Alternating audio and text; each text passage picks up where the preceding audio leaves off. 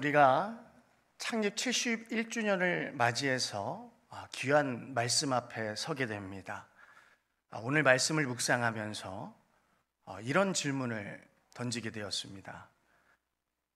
교회가 건강하게 성장한다는 것은 어떤 의미일까? 단지 숫자가 많아지는 것이 진정한 부흥인가? 말씀에 집중하는 교회가 좋은 교회일까? 아니면 섬김에 능한 교회가 더 바람직한 교회인가? 오늘 본문 사도행전 6장을 읽게 되면 놀라운 장면이 펼쳐집니다. 성령이 충만하고 제자의 수가 날마다 많아지던 그 초대교회에서 내부적인 갈등이 생겼습니다. 헬라파 유대인들이 우리 과부들이 구제에 빠지고 있다, 이렇게 항의했습니다. 기적이 일어나고 있는 부흥의 현장에서 그 교회에 왜 이런 갈등과 불협화음이 생겨났을까? 더 중요한 질문은 이것입니다. 사도들은 과연 오늘 이 문제를 어떻게 해결했는가? 오늘 이 위기를 통해서 교회가 어떤 방향으로 성장하고 성숙했는가? 그리고 지난 71년을 지나온 이 해명교회가 지금 이 말씀 앞에 무엇을 배워야 하는가? 오늘 본문의 핵심은 갈등이 아닙니다. 그 갈등을 해결하는 방식입니다. 오늘 짧은 7절 안에 건강한 교회는 말씀과 섬김의 균형 위에 세워진다는 거예요. 오늘 하나님의 깊은 신앙의 원리가 오늘 사도행전 6장 1절부터 7절에 압축되어 있습니다. 1954년 명륜동의 그 백주밭 한가운데에서 시작된 해명교회가 말씀과 기도 그리고 눈물의 섬김으로 지난 71년의 세월을 걸어왔습니다. 그리고 이제 100년을 향해 나아가는 그 길목에 서 있습니다. 오늘 우리는 다시 질문해야 합니다. 지금 우리 교회는 말씀과 섬김의 균형 위에 서 있는가? 나는 지금 교회 안에서 말씀과 섬김에 순종하며 신앙생활하고 있는가? 이제 본문을 살펴보면 초대교회가 위기를 어떻게 기회로 바꾸었는지, 또 그 지혜와 영성이 어떻게 교회를 새롭게 세워나갔는지 살펴보겠습니다. 우리 해명교회가 100년의 역사로 나아갈 방향에 대해서 오늘 주님 안에서 다시 확인하는 놀라운 은혜의 시간 되시기를 바랍니다. 오늘 6장 1절이 이렇게 시작합니다. 그때 제자가 많아졌는데, 오늘 본문은 교회가 외적으로 부흥하던 그 시점에 어떤 일이 벌어졌는지 보여줍니다. 갈등은 외적인 성장 속에서도 일어난다는 겁니다. 교회가 눈에 띄게 성장하고 있던 그 시점에 복음이 퍼지고 제자들이 많아지고 사람들이 몰려들던 바로 그때 예상치 못한 일이 벌어집니다. 헬라파 유대인들이 히브리파 유대인들을 향해서 원망하기 시작합니다. 우리 과부들이 구제에서 빠지고 있다는 거예요. 오늘 이 불만이 단순한 감정의 문제가 아닙니다. 그 안에는 깊은 문화적이고 언어적이고 공동체적인 갈등이 숨어 있는 거예요. 오늘 이 두 집단, 히브리파, 헬라파 유대인, 원래 같은 유대인이지만 서로 다른 배경을 가지고 있습니다. 히브리파 유대인들은 예루살렘과 유대인 지역에 거주하면서 히브리어를 사용하고 유대 전통적인 신앙과 문화를 중심으로 살아가던 사람들이에요. 그런데 반면에 헬라파 유대인들은 로마 전역 흩어져서 디아스포라로 흩어져서 살다가 돌아온 유대인들입니다. 그러니까 헬라어를 주 언어로 사용하고 그리스 문화에 익숙한 사람들이 헬라파 유대인들이에요. 다시 말해서 신앙의 본질은 같았지만 사용하는 언어도 다르고 생각하는 방식도 다르고 삶의 배경이 달랐습니다. 오늘 이 두 그룹이 함께 교회 안에 모였을 때 불균형이 생긴 거예요. 과부를 위한 구제 명단이 실무적인 섬김에서 헬라파 과부들이 반복적으로 누락되는 일이 발생했습니다. 오늘 본문에 등장하는 빠짐으로 오늘 고의적인 차별이라기보다는 소외되었다는 거예요. 교회가 부흥하고 있지만 다른 한편으로는 어떤 성도님들이 불편함을 느끼고 있었다는 것입니다. 앞으로 우리 해명교회가 100년의 역사로 나아감에 있어서 숫자가 늘어나고 성장함에 있어서 다른 한편으로는 어떤 성도님들이 불편을 느낄 수 있다는 영적으로 민감함이 있어야 합니다. 그리고 그 문제는 표면 위로 드러나게 되는 겁니다. 오늘 본문은 이 문제가 단순한 행정적인 착오가 아니었음을 보여주는데, 오늘 매일 구제는 단순히 식사를 나누는 일이 아니라 초대교회 공동체가 감당해야 되는 사회적인 책임과 영적 돌봄의 핵심 사역이 헬라파 유대인들 과부에게 빠졌다는 거예요. 오늘 이 사건이 바로 교회가 시험에 들게 되는 순간입니다. 오늘날 교회도 이와 같은 상황에 직면할 수 있습니다. 언어의 차이, 세대의 차이, 삶의 방식과 문화의 차이, 경제적인 격차, 오늘 교회 안에서도 조용히 갈등의 씨앗이 피어날 수 있어요. 그런데 오늘 초대교회는 그 갈등을 성령 안에서 회피하지 않고 정면으로 돌파했습니다. 회피하지 않고 감정으로 흘러가지 않고 싸우지 않았어요. 문제를 통해 오히려 하나님의 새로운 질서를 세우는 전환점, 패러다임의 전환에 삼았다는 거예요. 오늘 초대교회는 문제를 새로운 전환점으로 삼았다는 것입니다. 그들은 영적 기준으로 일꾼을 세우고 섬김을 재정비하고 더욱 건강한 교회로 세워나갔다는 것입니다. 건강한 교회는 갈등을 회피하지 않고 성령 안에서 갈등을 직면할 때 더욱 성숙해진다는 것입니다. 갈등은 끝이 아닙니다. 하나님의 뜻을 다시 묻고 새로운 길을 열어가는 영적인 기회가 될 수 있다는 것입니다. 그렇다면 이렇게 질문할 수 있어요. 어떻게 갈등을 해결하고 건강한 교회로 성숙할 수 있을까? 오늘 2절부터 4절에 보시면은 사역의 우선순위가 중요하다는 거예요. 말씀에 집중하고 섬김을 위임하라는 거예요. 초대교회가 문제가 생겼을 때 사도들은 즉각적으로 나서서 모든 문제를 직접 해결하려 하지 않았습니다. 오히려 그들은 중요한 영적 판단을 먼저 내립니다. 그러니까 교회가 갈등에 빠졌을 가운데 무엇이 흔들리면 안 되는지 분명히 판단해야 된다는 거예요. 무엇을 영적으로 정확히 판단했습니까?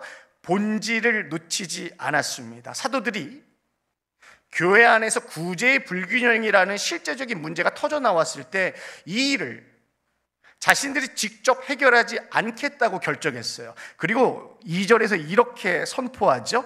우리가 하나님의 말씀을 제쳐놓고 접대를 일삼는 것이 마땅하지 아니하니. 아멘. 제쳐놓는다. 헬라어 단어에 보면은 카타레이 사타타스예요. 그러니까 잠시 내려놓다, 그런 의미가 아니에요. 등지고 떠난다는 거예요. 포기한다는 거예요. 그러니까 사도들에게 있어서 말씀 사역을 제쳐놨다, 내려놓는다, 단순한 우선순위를 조정하는 게 아니라 사역의 본질을 포기하는 것이라는 정확한 영적인 진단과 판단이 있었습니다. 여러분, 오늘날 이 교회에서도 비슷한 상황이 종종 일어나죠. 교회 회의가 너무 많아지고 사람들의 요구가 다양해지고 목회자와 리더들은 시간과 에너지를 행정과 돌봄에 쏟아부어야 하는 현실을 마주하게 됩니다. 그러다 보면 어느 순간 가장 중요하고 본질적인 말씀 사역이 점점 뒷전으로 밀려나게 돼요. 그러니까 말씀을 깊이 묵상할 시간이 필요합니다. 기도로 준비할 여유가 필요합니다. 그런데 사람을 만나고 프로그램을 챙기고 일정과 운영에 매달리다 보면 자기도 모르게 말씀을 어떻게 됩니까? 등지게 되는 일이 벌어져요. 그때 우리는 이 사도들의 결단을 기억해야 합니다. 말씀을 내려놓을 수 없다는 거예요. 말씀은 교회 중심이죠.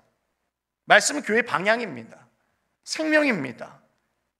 오늘 말씀이 희미해지면 교회 프로그램이 풍성해져도 생명이 메마르기 시작합니다. 결국 세상의 방식과 별다를 바 없는 사람 중심, 이벤트 중심으로 공동체가 변해버리고 맙니다. 오늘 사도들이 이처럼 단호하게 말한 이유 중 하나는 뭐냐? 말씀이 흔들리면 교회가 흔들리기 때문에 그렇습니다. 섬김이 귀합니다. 그러나 위임이 필요하다는 거예요. 사도들이 강조한 것은 단지 말씀 사역만이 아니에요. 그들은 구제와 섬김의 사역도 매우 중요하다는 사실을 분명하게 인정하죠. 오늘 본문에 나오는 접대를 일삼는 것, 그러니까 식탁을 섬긴다는 거예요. 헬라어 단어 디아코니온 트라페제이스라 그랬어요. 그러니까 단순히 밥 차려주고 그리고 식사 준비하는 걸 의미하지 않아요. 이것은 초대교회 안에서 과부와 고아와 가난한 자들을 위한 매일의 구제와 돌봄의 사역, 그 전반을 아우르는 포괄적인 표현이 바로 접대를 일삼다, 식탁을 섬긴다는 거예요.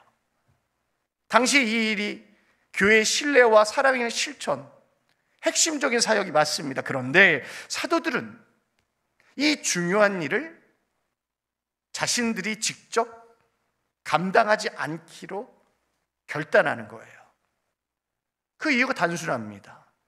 그들이 그 일을 무시하거나 가볍게 여겨서가 아니라 말씀과 기도라는 본질적인 사역에 집중하기 위해서 그렇습니다. 그래서 그들이 이렇게 말합니다. 이 일도 중요하다는 것입니다. 그러나 우리가 이 일까지 모두 감당하게 되면 하나님께서 우리에게 맡기신 사역의 본질인 말씀과 기도를 놓치게 될 수 있다는 겁니다. 그리고 그 해결책이 무엇입니까? 3절에 보세요. 성령과 지혜가 충만한 사람을 세워서 그 일을 위임합니다. 여기서 중요한 것은 이것이 작은 일은 남에게, 큰 일은 내가, 이런 식으로 이분법적인 나눔이 아니에요. 사도들은 모든 사역이 동등하게 하나님께 드리는 섬김의 형태라는 걸 알고 있었어요. 다만 모든 사역을 모든 사람이 감당할 수 없기 때문에 각자의 부르심과 은사에 따라서 그 사명의 성격에 따라서 사역의 역할을 분명히 구분하고 책임 있게 위임하는 거예요. 오늘 이것이 바로 초대교회가 보여준 건강한 교회 사역의 구조의 시작이에요. 이번 창립주일과 담임 목사 취임 감사 예배를 준비하면서 우리 해명교회가 참 좋은 교회라는 것을 다시 한번 새삼 깨달았습니다. 목회자를 존중하고 또 사랑하고 교회를 위해 각자 맡은 부분에서 최선을 다하는 아름다운 모습에 제가 감동을 받고 또 받고 있습니다. 또 서로가 서로의 일을 위임받아 한다는 것은 교회의 생명력을 살리는 일이에요. 은사를 따라 일꾼을 세우고 신뢰를 기반으로 사역을 나누고 그러면 교회는 더 깊어지고 넓어지는 사역을 할 수 있고 힘을 얻게 됩니다. 오늘 교회 안의 모든 섬김은 다 주님께 드리는 귀한 예배의 행위입니다. 그런데 사도들이 감당해야 할 사역이 있었듯이 여러분이 맡아야 할 자리, 그리고 다른 이들에게 맡겨야 할 자리도 분명히 존재한다는 것을 잊지 마시기 바랍니다. 지금 내가 서 있는 그 자리에서 하나님께서 나에게 맡기신 일이 무엇인지, 그리고 함께 나눌 일들은 어떻게 세워나가야 할지, 이 말씀을 다시 분별하게 되는 소망이 있기를 축복합니다. 이제 사도들이 자신들의 사역을 이렇게 요약하죠. 4절에 보세요. 기도하는 일과 말씀의 사역에 힘쓰니라. 그러니까 영적 사역을 중심으로 사도들이 사역하겠다는 거예요. 헬라어 표현을 보면 이 구절이 더 뚜렷한데요. 기도와 말씀의 섬김이라고 그랬어요. 프로슈케 카이테 디아코니아트 로그예요.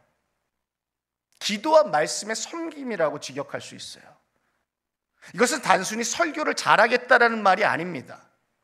사도들은 말씀 선포와 기도를 디아코니아, 섬김으로 이해했어요. 헌신으로 이해했어요. 즉 말씀을 전한다는 것은 단순한 지식 전달이나 정보 제공이 아닙니다.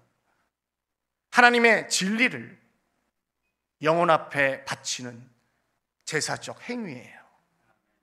본문에 더 주목할 부분은 사도들은 기도를 앞에 두고 있어요. 기도와 말씀이에요. 말씀과 기도가 아니에요. 그 이유가 분명하죠.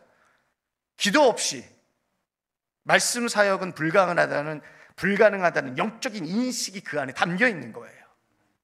말씀이 능력을 가지려면 그 말씀은 먼저 무릎에서 시작되어야 합니다. 말씀을 전하는 자의 마음이 먼저 하나님 앞에 깨어져야 합니다. 오늘 그 말씀은 사람의 귀를 넘어 영혼을 울리는 능력이 생기게 되는 것입니다.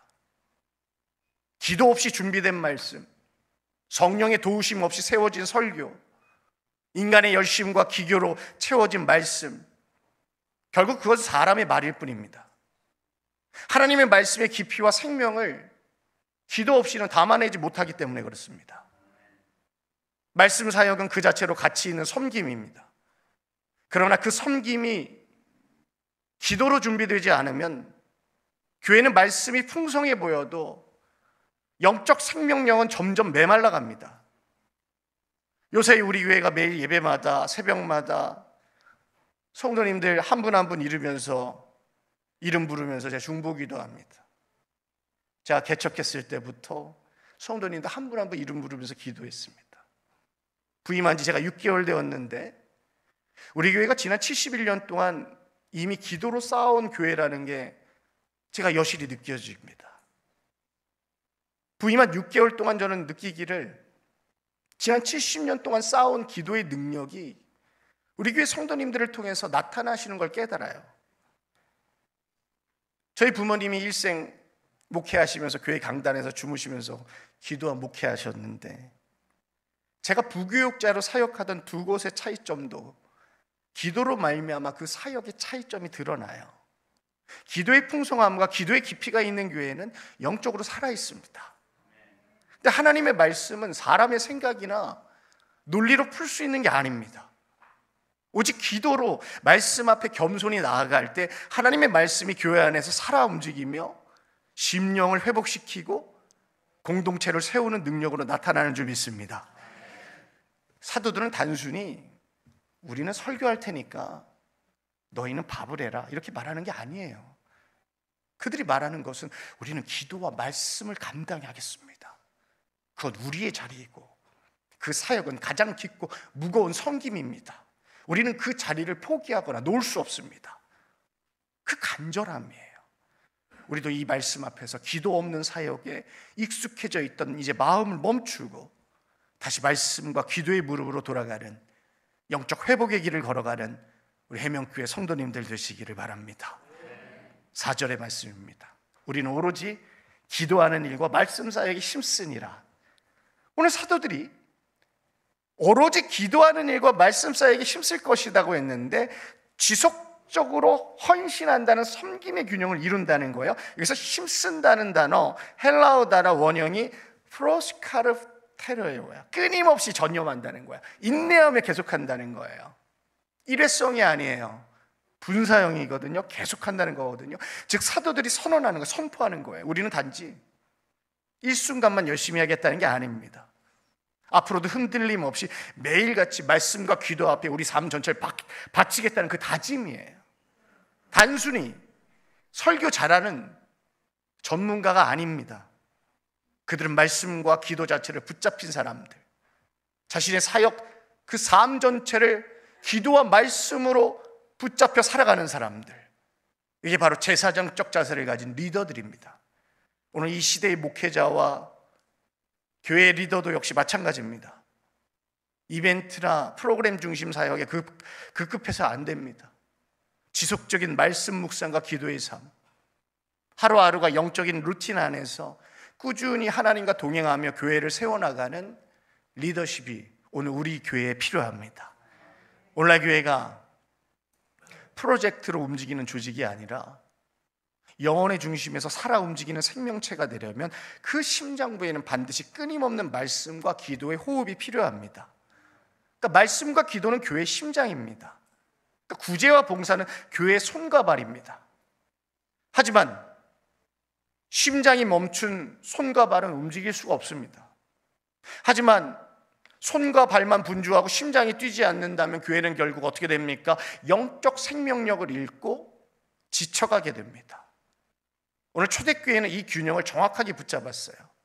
말씀과 기도에 집중할 사람을 집중하게 하고 섬김과 구제에 탁월한 사람은 그 일을 감당하게 했습니다.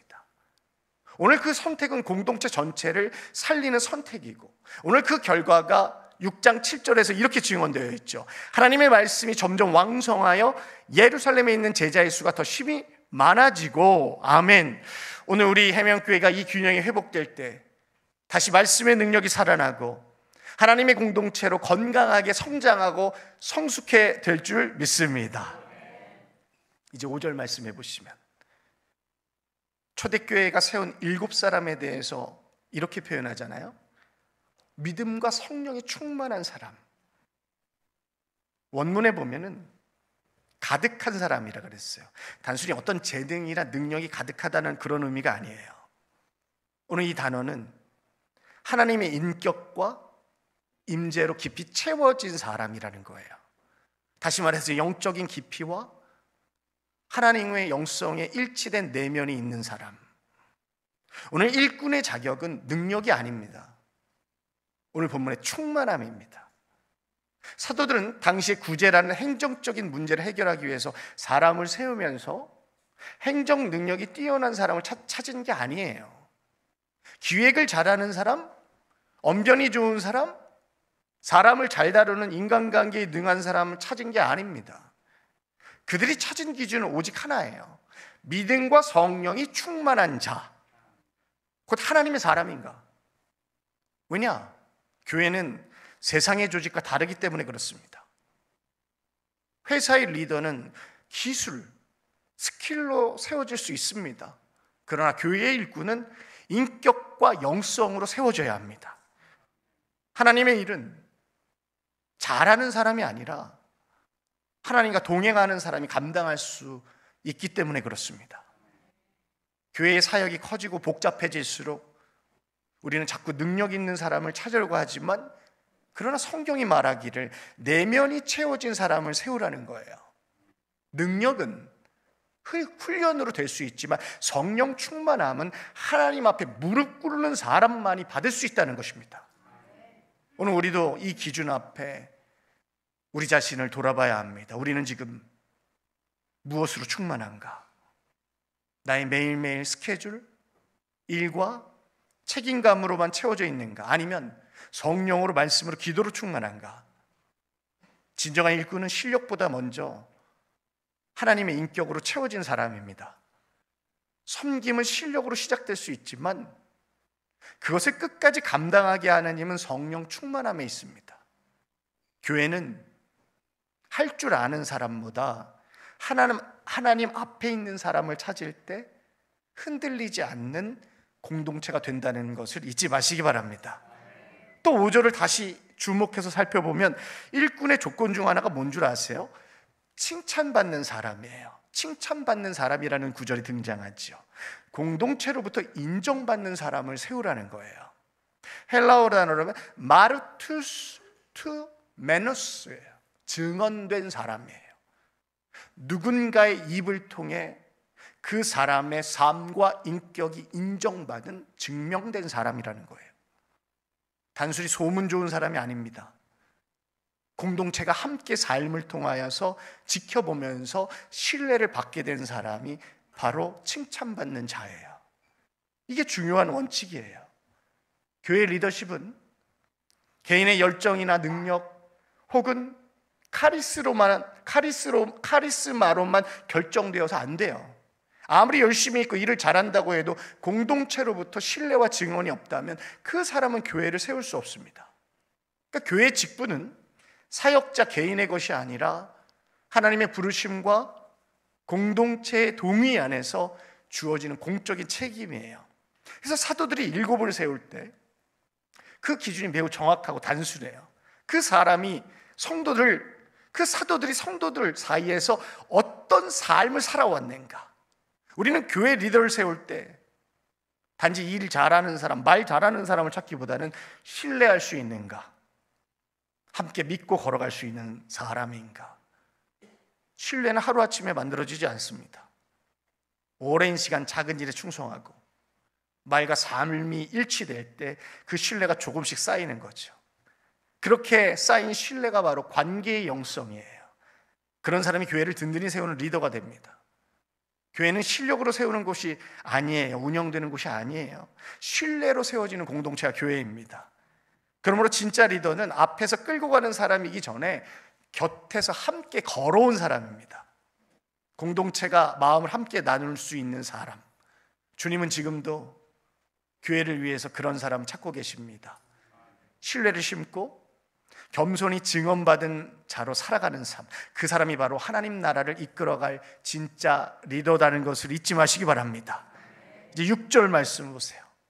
본문 6절에 보면 사도들이 7명의 일꾼들을 세우는 장면이 나오는데, 사도들이 어떻게 했어요? 기도하고 그들에게 안수하니. 아멘. 여기서 안수하다라는 표현이 헬라어 단어로 그들의 손을 얹었다라는 그런 뜻이에요. 그러니까 단순히 축복의 제스처로 안수를 했다는 게 아니에요. 공적인 위임을 하고 영적인 권위를 위임했다는 거예요. 이게 중요한 메시지입니다. 초대교회는 리더를 세울 때 절대 임의로 사람 세우지 않았어요. 누가 열심히 있다고, 누가 시간을 많이 낸다고, 누가 헌금을 많이 했다고 세우지 않았어요. 기도 없이 사람 세우지 않았습니다. 안수 없이 사명을 맡기지 않았습니다. 기도라는 것은 공동체를 분별하고 하나님의 뜻을 구하는 시간이 기도의 시간이에요. 그러니까 안수라는 것은 단순히 손을 얹는 외부적 행위가 아닙니다. 이 사람을 하나님의 이름으로, 하나님의 일을 하나님의 일꾼으로 세운다는 신앙의 고백의 선언이에요. 즉 기도와 안수가 교회의 리더십이고 인간의 조직적 결정이 아니라 하나님의 주권 아래 이루어진다는 것을 고백하는 상징적인 사건입니다. 오늘 이 위임의 자리는 영광스럽지만 동시에 무게감 있는, 책임이 있는 자리예요. 교회는 더욱 조심스럽게 이 경건한 과정을 밟아 나가는 게 중요합니다. 오늘 우리는 교회가 누군가에게 사명을 맡길 때 그저 직분 하나 주는 것으로 여겨서 안 됩니다. 기도 없이 직분을 맡기면 일이 부담이 되고 리더십은 권위가 아닌 짐이 됩니다. 우리는 사람을 세울 때 반드시 기도로 준비하고 말씀으로 위로하고 안수로 영적으로 세우는 과정을 밟아야 돼요. 기도 없는 위임은 사람의 일이지만 기도와 안수가 함께하는 위임은 하나님의 일입니다. 안수는 단지 형식이 아니라 하나님의 손이 그 사람 위에 얹어지는 영광스러운 순간임을 믿기 바랍니다. 그리고 안수받는 자는 단지 사람이 인정받은 거 아닙니다. 하나님 앞에서 사명자로 부르심받은 그 책임감을 깨달아 앉는 것. 앞으로 우리 해명교회가 기도로 사람을 세우는 교회, 사명을 두렵고 떨림으로 감당하는 교회가 되기를 소망합니다. 사도행전 6장을 보면 사도들이 교회 내 봉사사역을 직접 다 하지 않았어요. 사도들은 원래 말씀 사역에 전념하겠다고 선포했어요.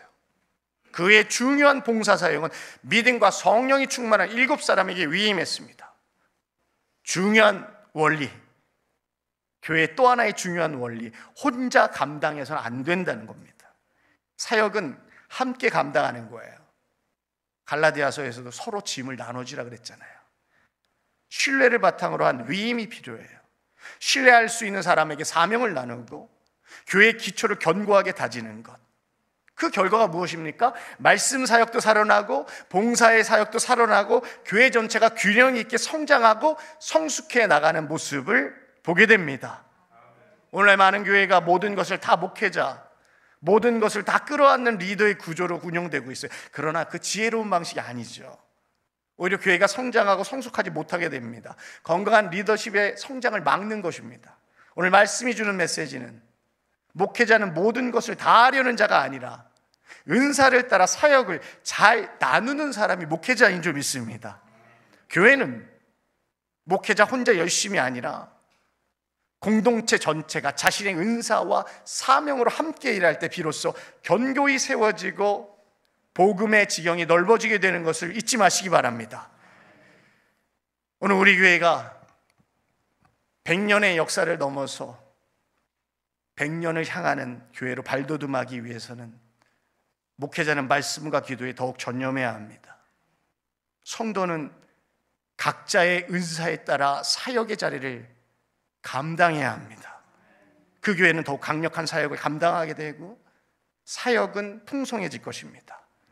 위임은 목회자가 손을 놓는 게 아닙니다. 하나님의 손으로 그 일을 올려드리는 고백이에요. 교회는 한 사람의 수고로 세워지는 게 아닙니다.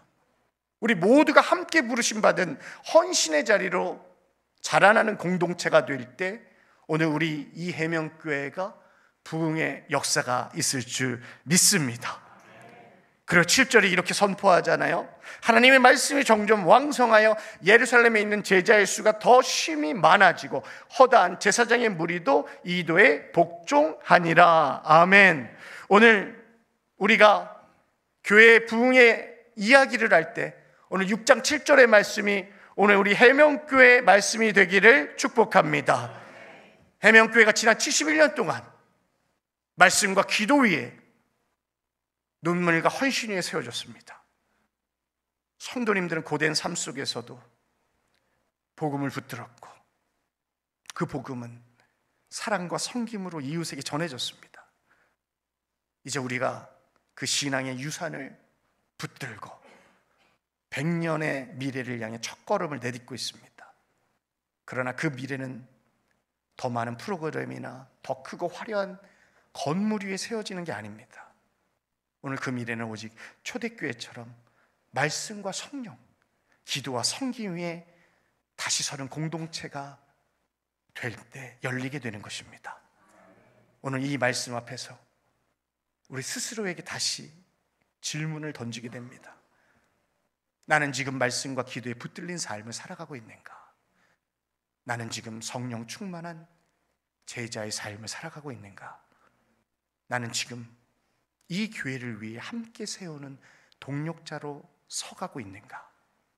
하나님 지금도 이 시간도 스데반과 같은 사람을 찾고 계십니다. 믿음과 성령이 충만한 사람, 말씀과 기도로 교회를 세워나갈 사람, 다음 세대를 품고 이끌어갈 사람을 부르고 계십니다. 그리고 그 사람이 바로 여기 있는 우리 한 사람 한 사람이 되기를 바랍니다. 해명교회가 나아갈 100년의 중심에는 말씀과 기도, 섭리와 위임, 성령의 충만함이 자리 잡아야 합니다. 그 시작은 내일이 아니라 바로 오늘입니다. 그 주인공은 다른 누군가가 아닌 바로 나 자신이며 우리입니다. 해명교회는 어제도 오늘도 그리고 앞으로도 말씀과 기도가 자라나고 이 해명교회가 위치한 젊음의 거리, 문화의 중심지에서 젊은이들이 모이는 거리가 아니라 젊은이들이 예배하고 싶은 교회, 젊은이들이 머무르고 싶은 공동체로 세워질 줄 믿습니다. 이 시대 이 자리에 이 말씀에 응답하며 다시 한번 은혜의 주역으로 일어서는 우리 해명교회 성도님들 되시기를 축복합니다.